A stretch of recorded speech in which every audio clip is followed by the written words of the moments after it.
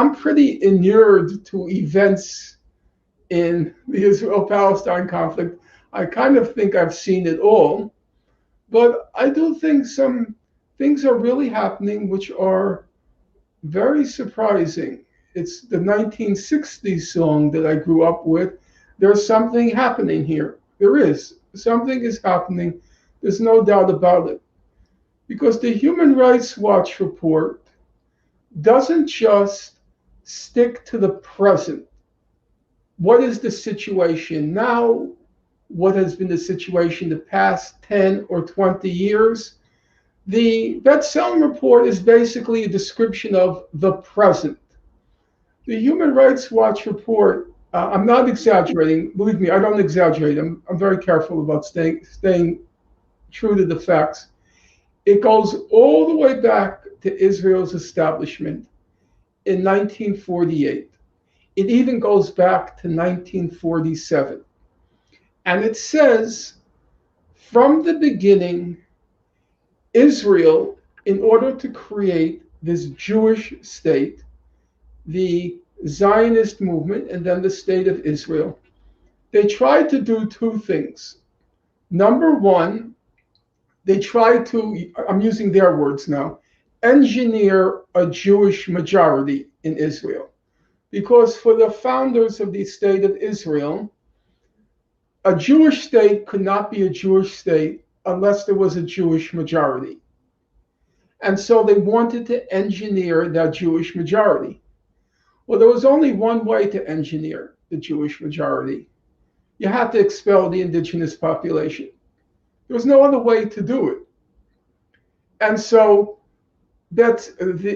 Human Rights Watch, it delegitimizes the notion of, or the legitimacy of, an objective of a Jewish majority. Because it says in order to create that Jewish majority, it could only be created at the expense of the Palestinians. And so it says this creation of a Jewish majority state was intrinsically at the expense of or discriminating against the Palestinian population.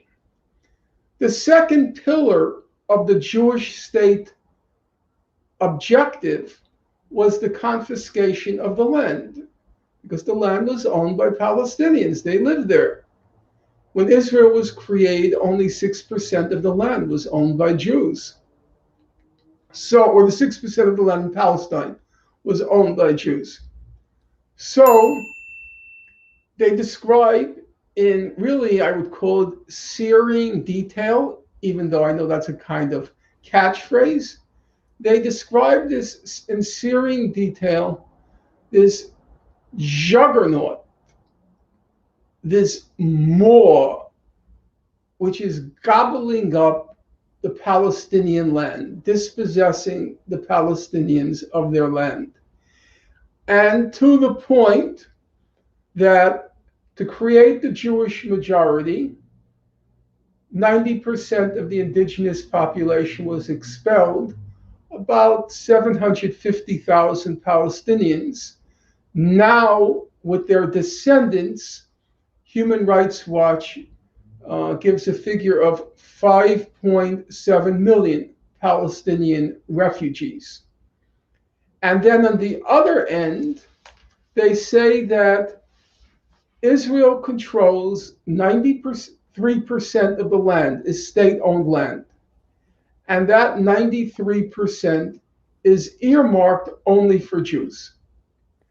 Palestinians constitute 19% of the population of the state of Israel, about 1.6 million people, and they are confined to about 3% of the land. To cut to the chase and to make a long story a little bit shorter, the effect is, and I wish, it's hard for your generation or probably most of your listeners to appreciate. The long and the short of the report, and I'm not quite sure if the Human Rights Watch is really aware of what they were doing. And honestly, I'm not sure, but the long and the short of the report is it completely delegitimized the idea of a Jewish state.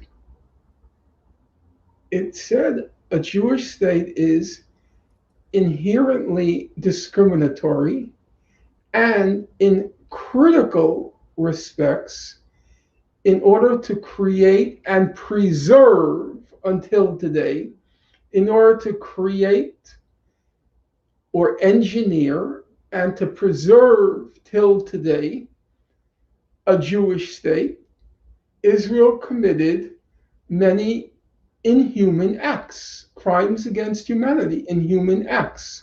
The massive forcible eviction of people from their homes, the massive illegal confiscation of the land of the Palestinians. And there are two things to say to that, and then I kind of would like a dialogue with you, if you don't mind. Of course, yeah. Or just two things I would want to say to that is number one, what's happening now in East Jerusalem, you just see it when you read the Human Rights Watch report. You see it as part of this juggernaut that began in 1947, this relentless, heartless confiscation of Palestinian land. They just don't stop. You know the expression? The hunger increases with the eating. Mm-hmm. The more they consume that land, the more they want more and more and more. And so after reading the report, you see what's happening now in East Jerusalem, in Sheikh Jarrah. You just see it as one more step in this long trajectory, this relentless, heartless juggernaut, this maw of stealing the land from those hopeless, helpless, and hapless people. That's one point. The second point I would make is where I began where I said, we left off a few moments ago. Human Rights Watch is a mainstream organization. It's not a radical organization. They don't watch its leadership. They don't watch useful idiots. They don't watch Rising. They watch NPR. They listen to NPR. They read the New York Times. In their leisure, they read the New Yorker. They probably subscribe to the New York Review of Books. Probably maybe a few subscribe to the London Review of Books. They're very mainstream, very conventional. They're also very Jewish. Kenneth Roth, the executive director. Shonda. He goes on the Shonda list. No comment. This is the mainstream progressive and centrist Jewish community. And they're very dependent on Jewish donors. Their biggest donor, I haven't followed their funding in recent years, but they received a humongous donation from George Soros. It was a spectacular number. I can't remember now. If you Google it, just do George Soros Human Rights Watch.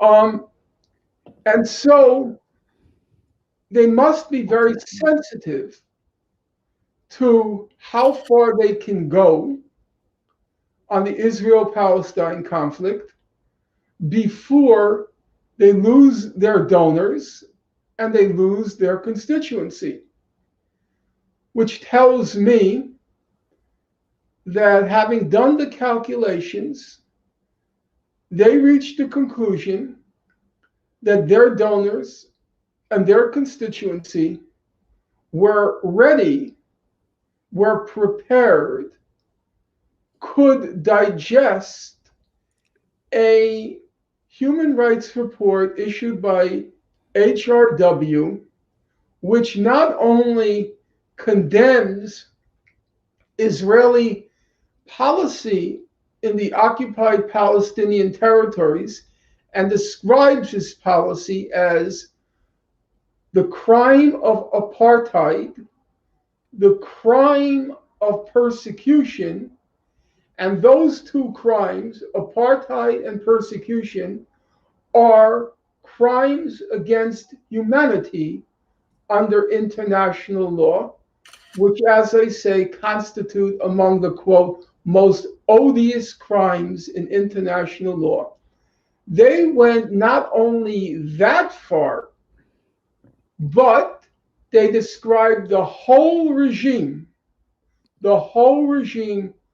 from the Jordan to the Mediterranean as one based on Jewish domination, which, as I'm sure you recognize, is only a flea's hop from saying Jewish supremacy.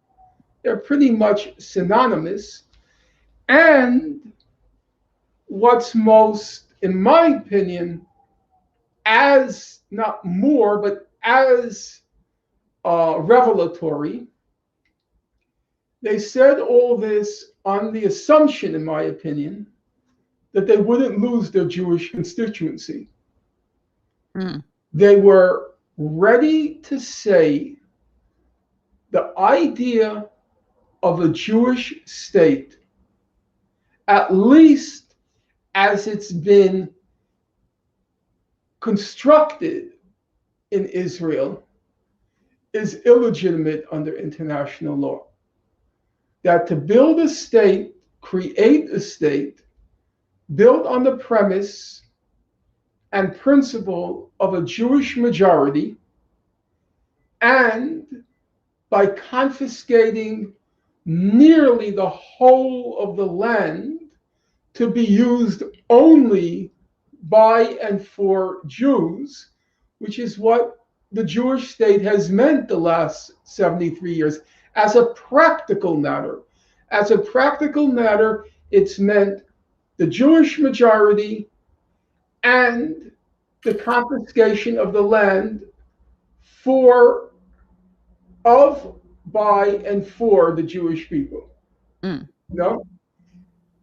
It delegitimized the idea of a Jewish state. And that just shocked me.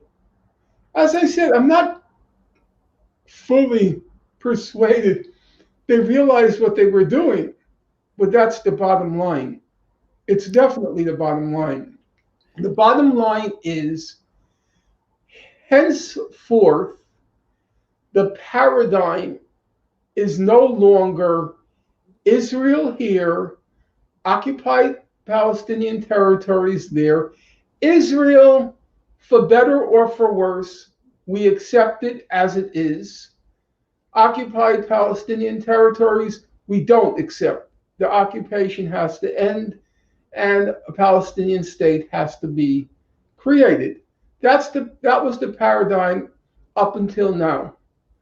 Now, the whole legitimacy of the state of Israel as a Jewish state has been called into question.